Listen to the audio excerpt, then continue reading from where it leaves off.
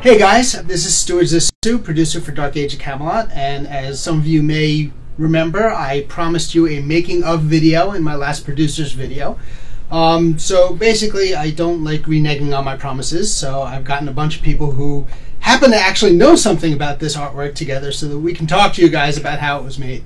So, again, I'm Stuart Zissou. I'm CJ Greb. I'm the current lead artist in the community department, and I was, at one point, the original co-art director for Dark Age of Camelot. And my name is Kai Schober. I'm the community manager for Dark Age of Camelot. And my name is Eric Polak, and I'm lead concept artist here at Mythic, and I'm the one that illustrated the Dark Age of Camelot 10-year anniversary poster. Golf clap. Woohoo! Golf clap. Yes. Mean props. So, this image is just me trying to work out, alright, let's try to get all the races in there.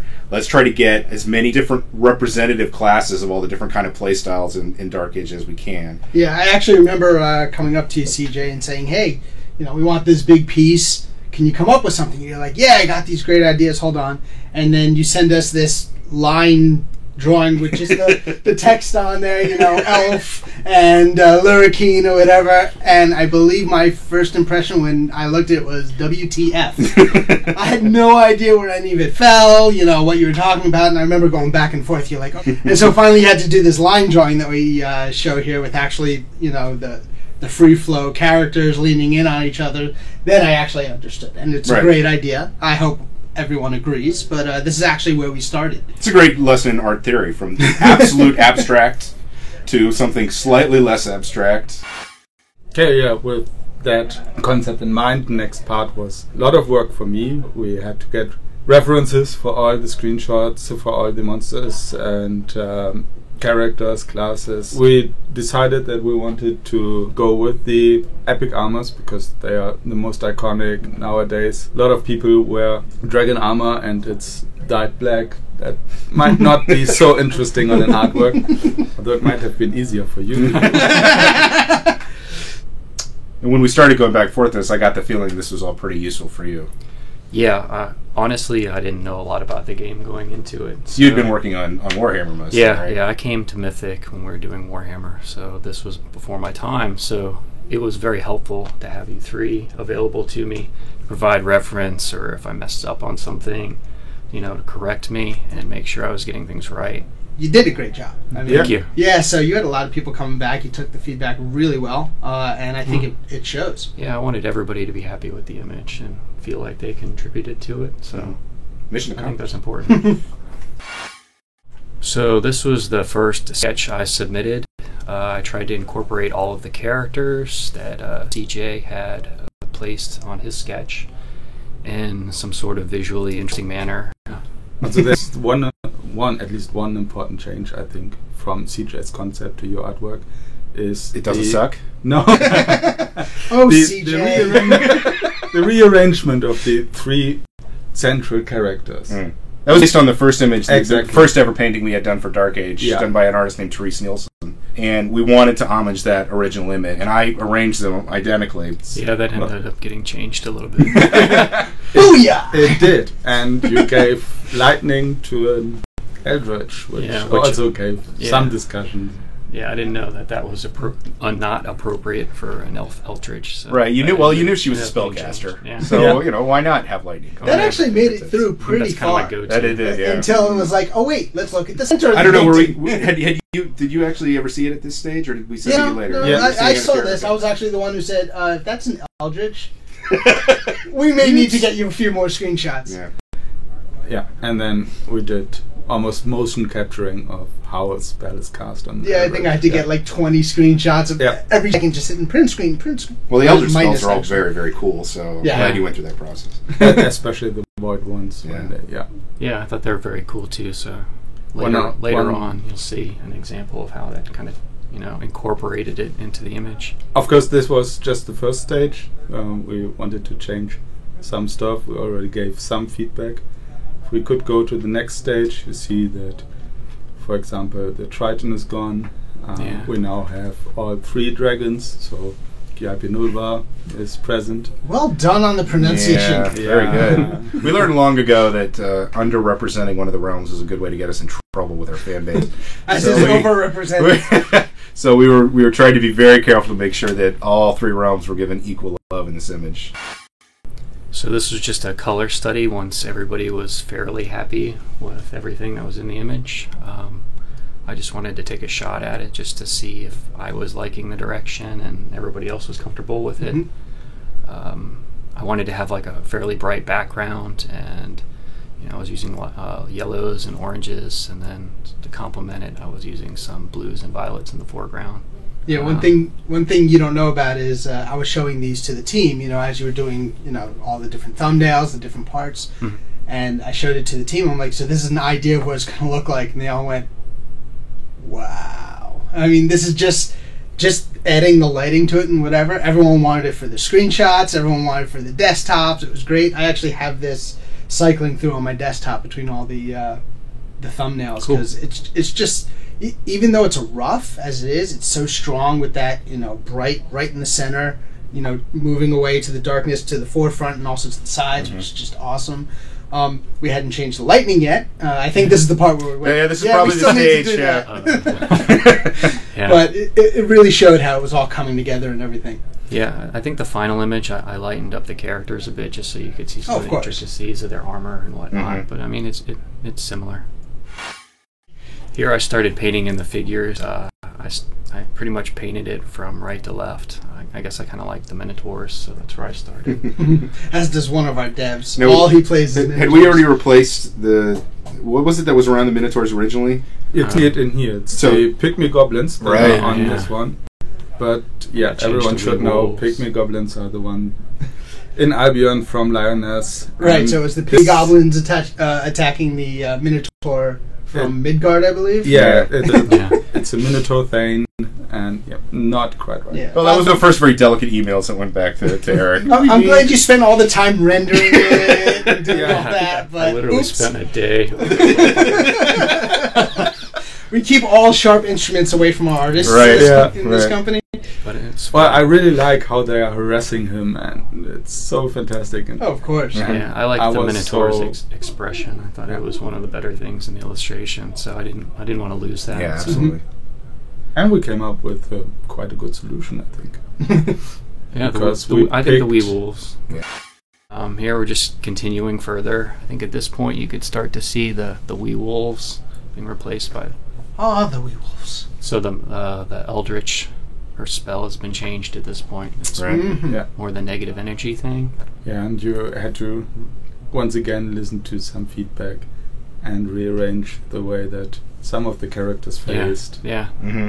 Yeah, with they were the- interacting with each other in wrong ways. It looked like some characters were attacking people they shouldn't be and whatnot. So. Do you always work in grayscale first, or was that just for this piece? No, this one, just because the amount of characters in there, I kind of wanted to make sure the values were hopefully correct. Mm-hmm. And certain characters were popping the way I wanted them to. And so that's why I was just worrying about the values, and then I'd throw some color overlays later on. And you also teased us a correct. bit here because you were working from one side to the other, and it was right about this point where we're all like, okay, he's going to get to Legion. It's going to be awesome. We were so hyped for I Legion. know. Yeah. And then he goes and he starts working around Legion. Right. So when you had to rearrange the characters, that they are not fighting between the realms, the same realm, I was really sorry when I told you about the Whale Walker, and then you did it with, I don't know, within a minute? Yeah. How did you flip it? Is it just a mirror, or? And when I was working on this, I figured there'd be a bunch of changes throughout it. That's kind of the nature of things. Oh, yeah, hard to believe. So whenever I would work on a character, I would pretty much keep that character on a separate layer. Right. So that way I could manipulate it down the road, and it wouldn't be that big of an issue. So I just literally flipped her, Okay. and then just painted a couple things here and there. I should have told a lot more changes. See, this is the danger that artists get into, because now we don't look like miracle workers anymore. Yeah. When there's just a horizontal flip option. And There's also a pencil option in Photoshop. It doesn't make it any easier. The downside to that was the file was ginormous. Yeah, I bet. It was huge. So here we are. Oh wow. Yeah, so this is me painting Legion. In real time. Yeah, exactly. Right. Yeah, exactly. There was smoke. But here, I I took some liberties with Legion, but just because the character is so complicated and complex looking, so I did simplify it a little bit. I don't know, from the screenshots that I received, like there were kind of these 3 heads with the sinew and muscle, and then there were a couple skulls around that I eliminated just because I wanted the focus just to be on those 3 heads.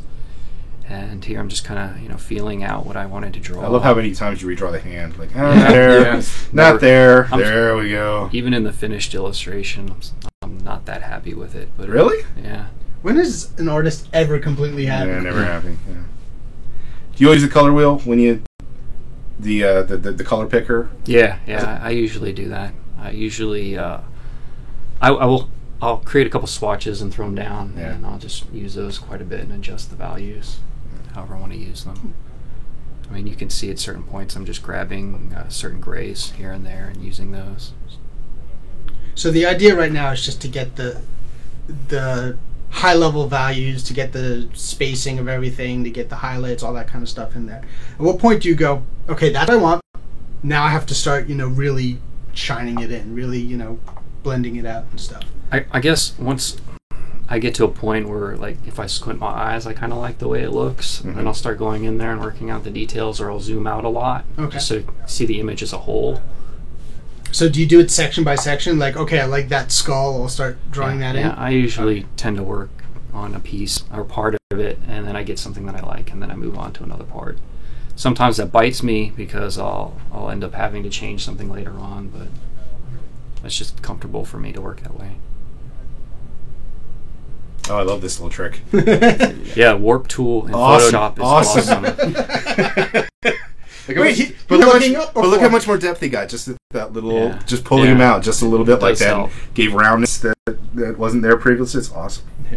Do you use a lot of references for the hands or for the faces? Yeah, I snap pictures all the time for hands because I'm terrible at... I mean, I have certain poses for hands I can just draw from memory, like the comic book poses I call them. It's like a fist or open hand kind of coming towards the viewer, things like that.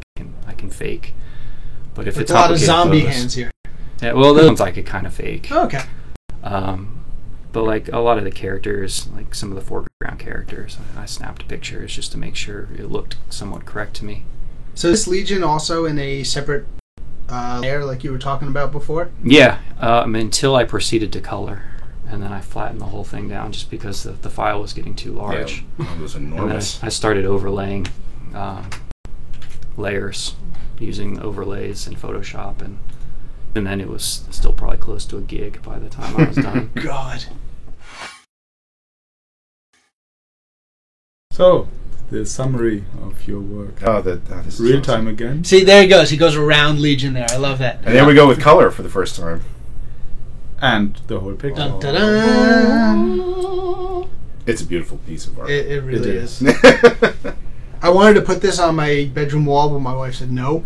I'm sorry. Some people. I know, really. We have a large plotter printer by War Mythic offices, and so we printed this out at about, I don't know, it's probably 2 feet tall by 6 or 7 feet wide.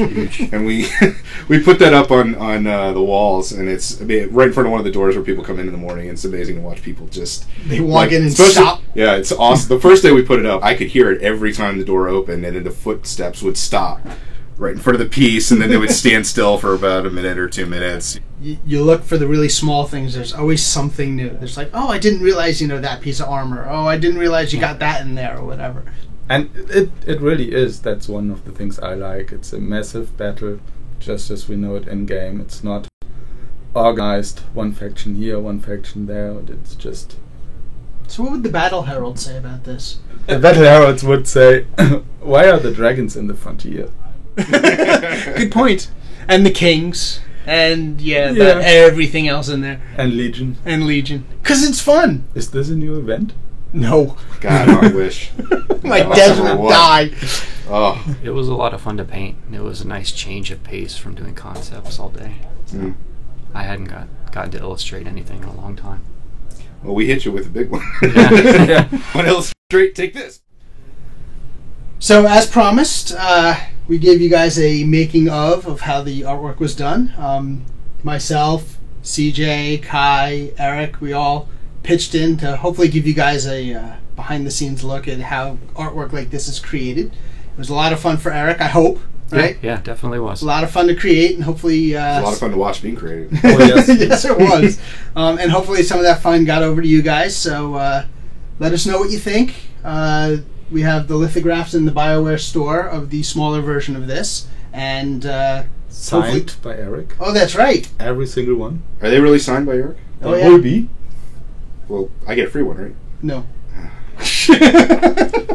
Wait, here, give me money. Okay, Thanks now a it's lot. free. No. So check it out in the BioWare store and give us your feedback. Hopefully you like this as much as we do.